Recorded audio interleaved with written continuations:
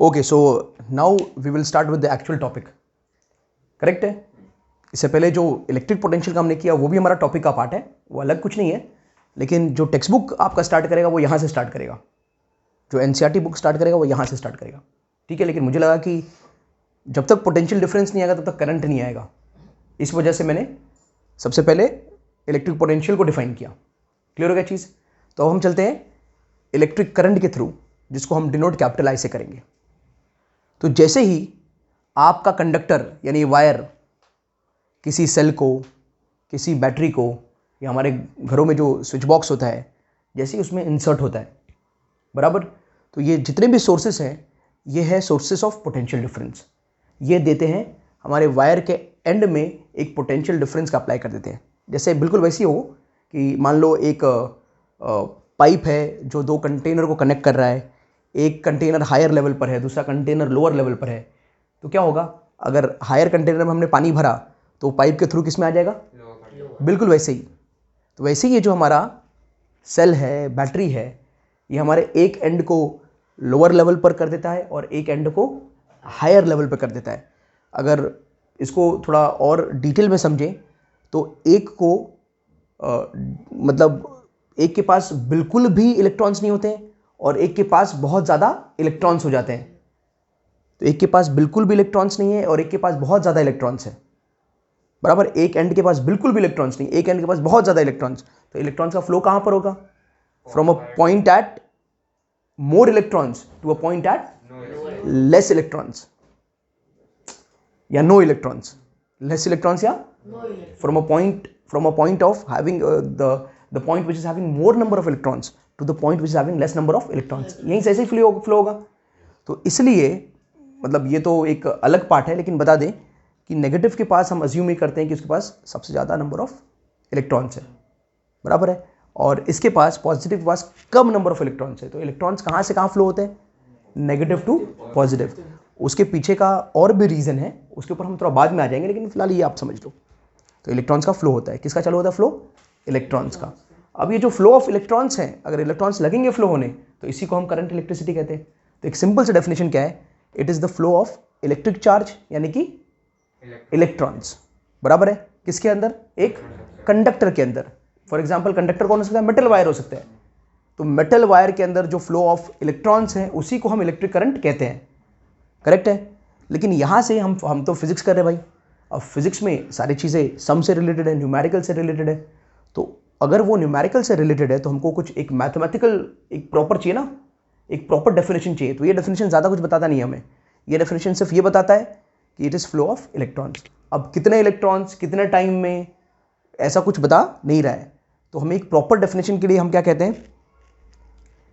The magnitude of electric current, यानी जो electrons wire में फ्लो हो रहे हैं उसका डायरेक्शन की बात हम नहीं कर रहे, हम किसकी बात कर रहे हैं? उसकी मैग्नीट्यूड की बात करें। तो वो कितना, मतलब इलेक्ट्रिक करंट कितना स्ट्रांग होगा, कितना वीक होगा, उसकी बात हो रही है। The magnitude of electric current यानी वो कितना ताकतवर होगा या कितना वीक होगा। इन अ कंडक्टर, किसी भी वायर में, किसी भी कंडक्टर में, the magnitude of electric current is the amount of electric charge, कितना इलेक्ट्रिक चार्ज पास हो रहा है through a given point. Given point से, ये मान लो इलेक्ट्रिक, ये देखो जो ये जैसे ये है ना, तो गिवन पॉइंट से अगर दो पॉइंट दिया है तो उस दोनों गिवन पॉइंट से कितना इलेक्ट्रिक चार्ज पास हो रहा है एक सेकंड में, उसी को हम कहेंगे क्या? Electric current.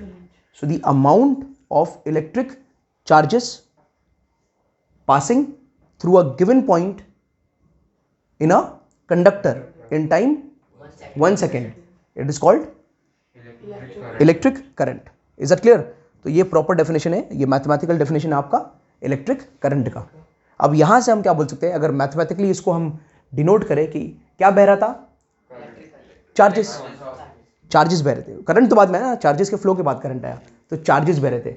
अगर वो चार्जेस को मान लिया जाए Q coulomb of charge, Q coulomb of charge बह रहे थे, फ्लो हो रहे थे, पास हो रहे थे, किसके थ्रू? कंडक्टर के थ्रू। अरे बोलो कितने टाइम में? टाइम टी में। तो कितना करंट, करंट का मैग्नीट्यूड, यहां पर भी करंट का डायरेक्शन नहीं, करंट का मैग्नीट्यूड, तो कितना करंट जनरेट होगा?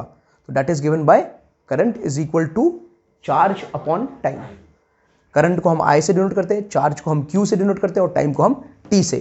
तो I is equal to Q by T। Is that clear? Yes. यहाँ से हम और भी फॉर्मूला बना सकते हैं, जैसे Q is equal to IT भी बोल सकते हैं और T is equal to Q upon I। तो आप सिर्फ इस फॉर्मूला को याद रखो और यहाँ से आपको ये दो अलग फॉर्मूला बनाने आना चाहिए। क्लियर हो गया ये? तो क्या इलेक्ट्रिक करंट का डेफिनेशन क्लियर हो गया?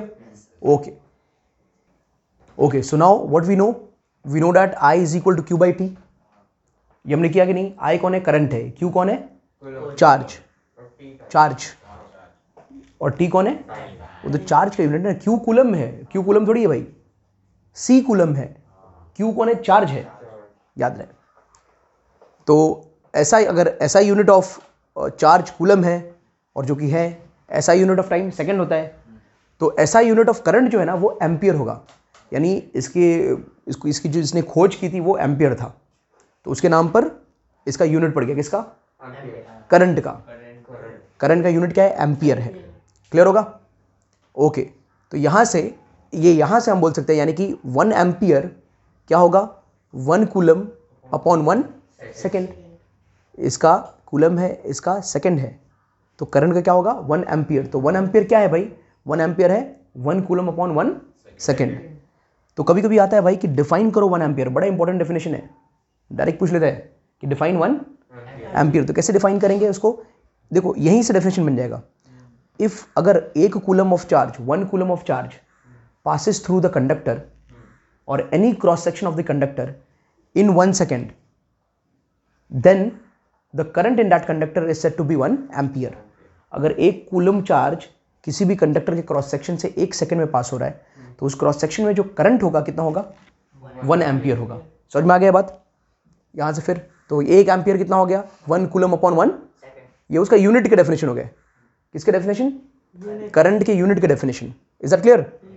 अच्छा, टेक्स्ट बुक में कुछ और मेंशन्ड है, जैसे मेंशन है कि 1 मिली एम्पियर कितना होता है? तो 10⁻³ एम्पियर बराबर है। एम्पियर बड़ा यूनिट है, मिली एम्पियर छोटा यूनिट है। तो जब हम बड़े से छोटे में जाते हैं तो जो भी कन्वर्जन फैक्टर होता है वो पॉजिटिव में होता है। When you go from bigger unit to smaller unit, जो कन्वर्जन फैक्टर है वो पॉजिटिव में रहेगा। And when you go from smaller unit to bigger unit, milliampere to ampere, so जो कन्वर्जन फैक्टर वही है लेकिन किस में रहेगा? नेगेटिव में रहेगा।